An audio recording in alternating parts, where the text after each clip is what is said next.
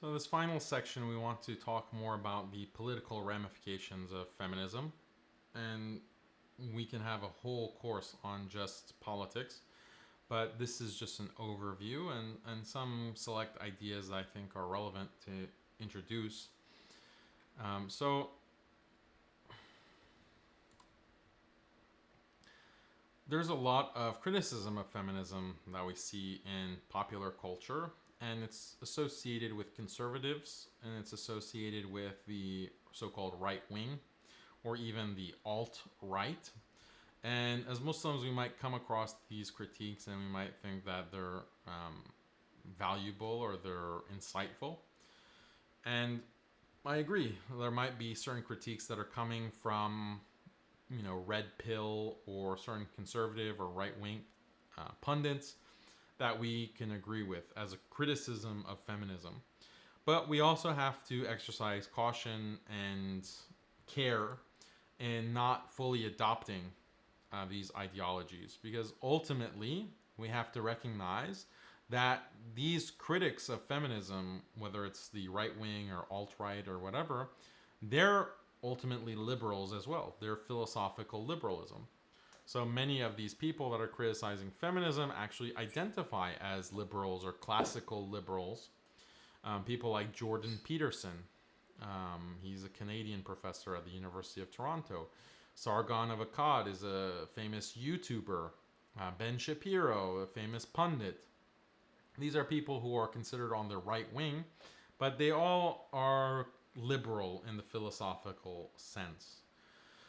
So we have to recognize that even though some of their critiques might be valid against feminism, ultimately they are in the same boat as the feminists. Ultimately, they have the same project as the feminists to reshape society and to colonize people who are not sufficiently liberal in order to enlighten them or bring them to development or democracy or liberty as defined by Western powers.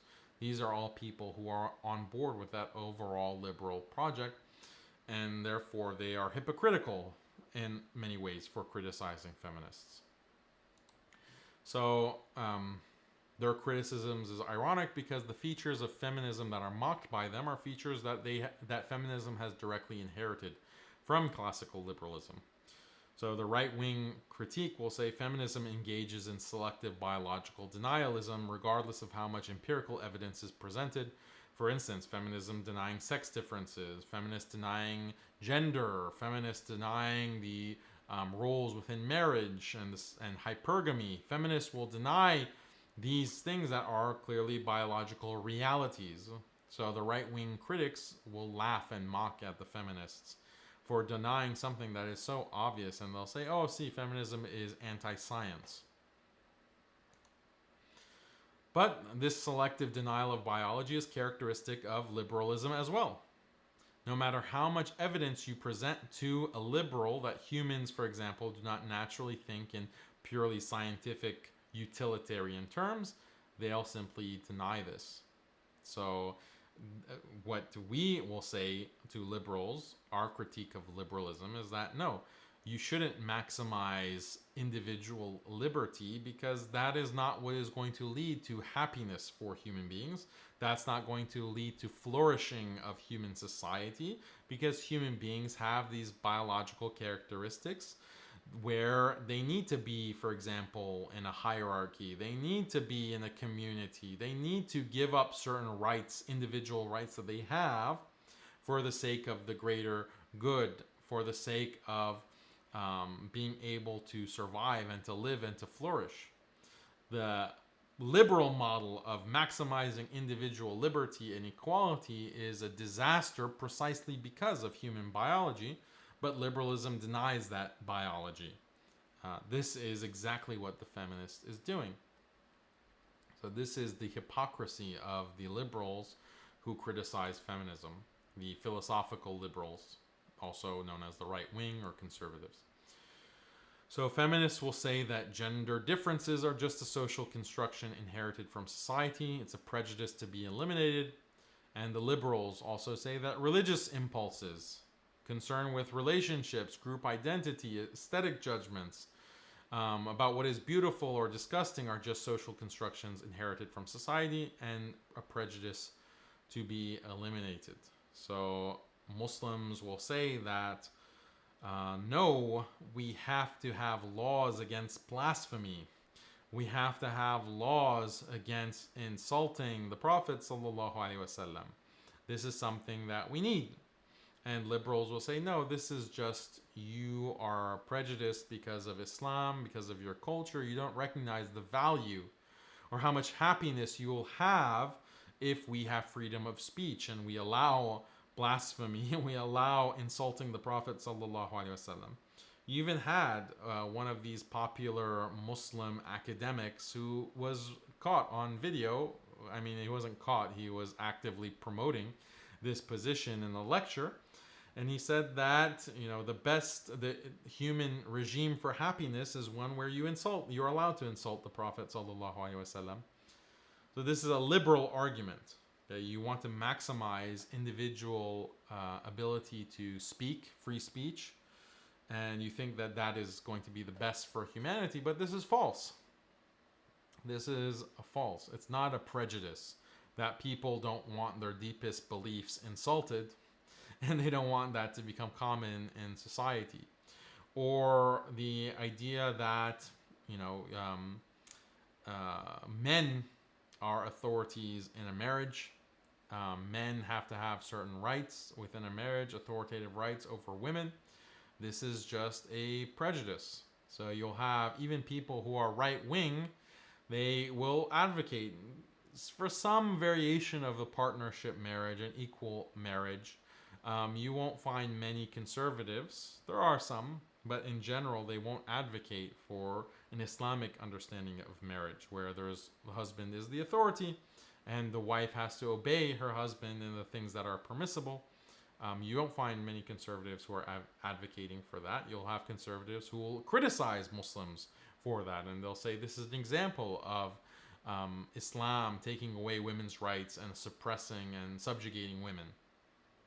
So many examples of how liberals are attacking aspects of Islam, and they're just calling it religious prejudice or bias or just a cultural accretion that has no reality. But the truth is that it is biological. Hypergamy is biological. Mate guarding your mate. Men have this instinct where they don't want other strange men to have sexual relations with their wife. That is something that's biological, and it manifests itself by men wanting women to veil or wanting women to not mix with other men. This is a biological reality. But go to the most conservative right-wing politician or pundit, and he has his wife out in the open. In fact, she's dressed up, made up, and he's flaunting her and taking her everywhere to mix with men. And those conservatives will say, oh, Muslims are so backwards because they have their women veil. These Muslims are so backwards because they don't allow their women to mix with other men. This is a liberal denial of biological reality. So this is exactly what the feminists are doing. The classical liberals, these advocates for philosophical liberalism, they are hypocrites. Similarly, feminists are criticized for authoritarianism in the name of progressive politics. They will shut down free speech. They will shut down freedom of assembly. They will deny due process in the court system. So this is what a lot of the right wing are criticizing feminists for, with cancel culture, for example, with shutting down protests, deplatforming, on and on. The people like Ben Shapiro will criticize feminists for this. But liberals, philosophical liberals, are engaged in exactly this when it comes to Muslims. Okay, so feminists are cracking down on individuals they are claiming are committed to traditional marriage, traditional gender roles. Liberals do the same thing. This type of authoritarianism in the name of progressive politics is the same and has been the same for liberals since the beginning of liberalism. That's what the imperialists, colonialists did in the Muslim world. They shut down traditional institutions like the madaris, the madrasa. They shut down in many parts of the Muslim world the traditional institutions like the awqaf, the waqf system, the system of financial property and of the Muslim community as a whole. The charitable contributions of the Muslim community as a whole, the trusts that were maintaining scholars, maintaining madrasas, maintaining masajid, those were shut down by liberals, by philosophical liberals, these colonizers. And so these liberals are using the same kind of measures to crack down on Muslims that they believe are practicing prejudice, are committed to traditional prejudice. Those figures that are in these uncivilized societies, these Muslim societies, or even Chinese or Indian or African, they were cracked down upon. They were labeled as terrorists. They were labeled as radicals. And they were attacked by the colonial system for advocating traditional Islam, traditional institutions. Their institutions were liquidated. This is all recorded history. Look at what happened in Algeria to Algerian Muslims. Look at what happened to Egypt. Look at what happened to the subcontinent with the British colonial powers, the French colonial powers, Dutch colonial powers. This is exactly what liberalism is about and feminism is about. They are intertwined. They have the same history. But you have people today who want to deny part of that history in order to prop themselves up as some kind of moral authority, whether it's the feminists who are doing it or it's these right-wing, conservative, classical liberals who are doing it.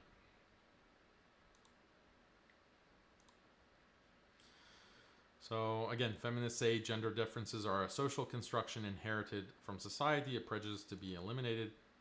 And this is exactly what the liberals, classical liberals, are saying.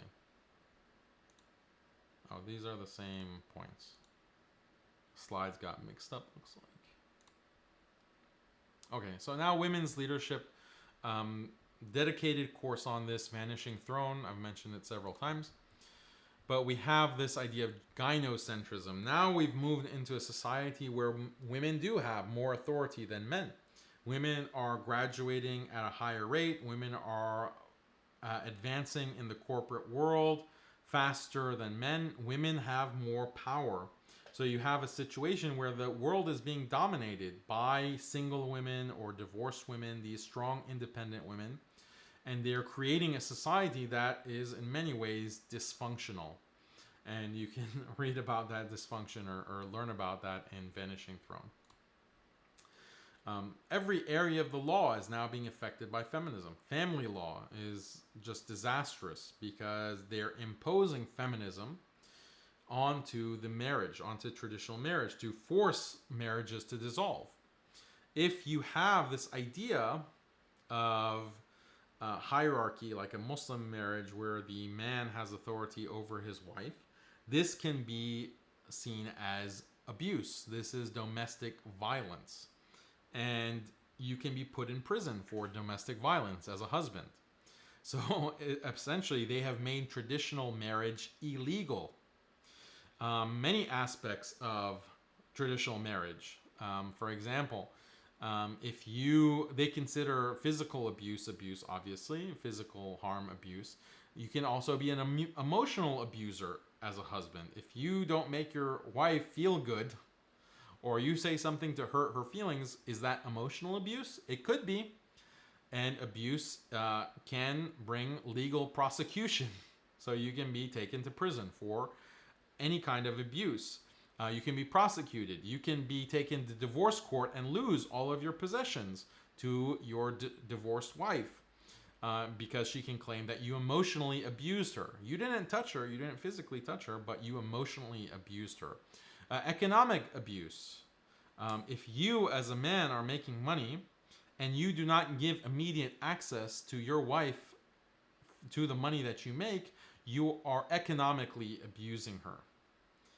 This is contrary to Islam, of course, because in Islam, as a husband, the money that you make is yours. Your wife is not entitled to that money. You have to spend from your money to provide her and maintain her with her food, her where she lives, her clothes, her standard of a certain standard of living, reasonable standard of living. You're responsible for funding that and providing that, but any money that you make beyond that, that's yours. She is not entitled to that wealth.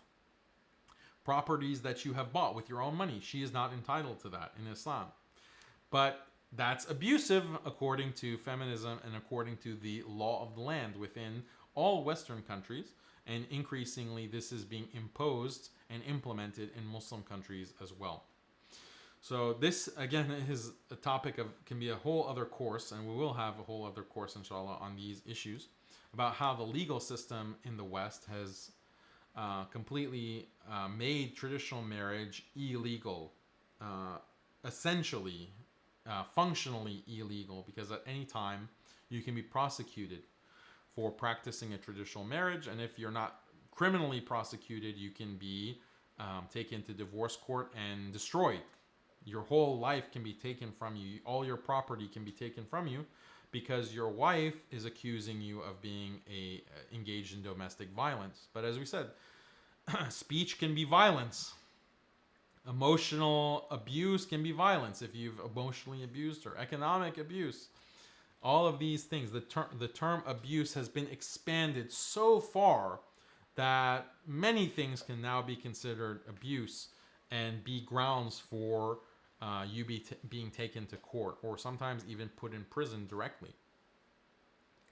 This is the effect of feminism on the legal system. Or even with rape, sexual assault, because it used to mean sexual assault meant that someone will attack a woman and forcibly have sexual relations with her when she's resisting that. But now the definition of sexual assault has expanded to cases where a woman consensually agreed to have sexual relations with a man, but because that man had more power than she did, it's argued that it wasn't truly consensual. There wasn't any meaningful consent. So if you recall many of these Me Too cases that were covered by the media, some of them went to trial. The most famous was the Harvey Weinstein trial.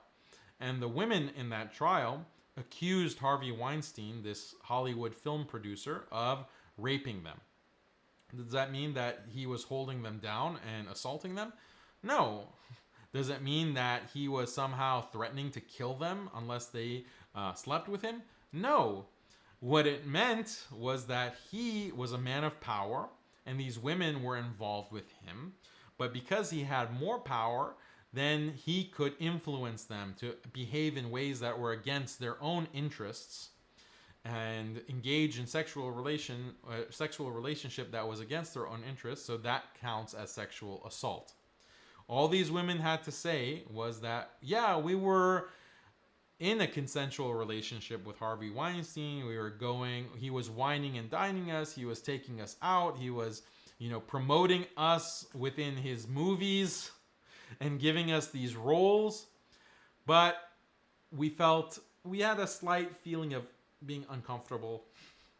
And, this really, after the fact, 10 years down the line, 20 years down the line, we really feel like that was wrong and that we were taking advantage of. And so he's, a predator. He took advantage of us. That's literally the case. That's literally the accusations against Harvey Weinstein. I'm not saying that he's a good man. I'm not trying to defend the person. But did he actually rape anyone? Did he sexually assault anyone? Because he's in prison for serving time, hard time. He's been prosecuted and convicted.